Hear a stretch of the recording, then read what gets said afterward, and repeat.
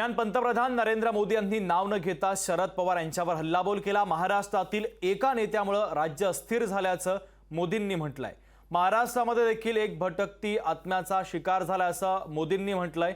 तर महाराष्ट्राची आत्मा म्हणून पवारांची ओळख असं जयंत पाटलांनी म्हटलंय। जयंत पाटील यांनी पंतप्रधान नरेंद्र मोदी यांच्यावर टीका करत पलटवार केलेला आहे।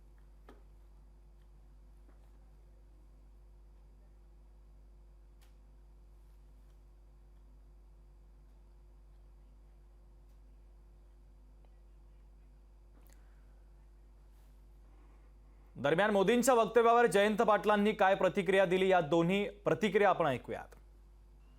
आज से 45 साल पहले यहां के एक बड़े नेता ने अपनी महत्वाकांक्षा के लिए इस खेल की शुरुआत की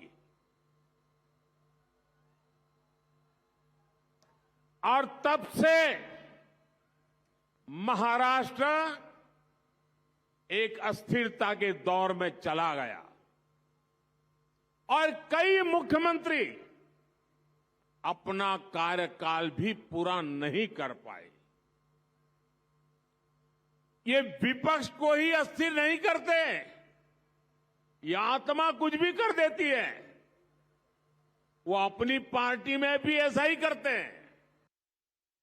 शरद पवार साहेबांना आत्म्याची उपमा दिली, पण नरेंद्र मोदींना मत मोजल्यानंतर लक्षात येईल की हा त्यांनी सांगितलं ही भटकती आत्मा 45 साल के पहले से महाराष्ट्र अस्थिर करने में जुटी हुई है, अब देश अस्थिर करना चाहते हैं वगैरे वगैरे वगैरे।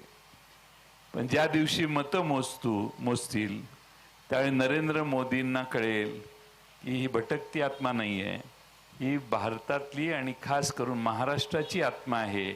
महाराष्ट्राचा आत्मा म्हणून शरद पवारांच्याकडे आज सगळा उभा महाराष्ट्र बघतो।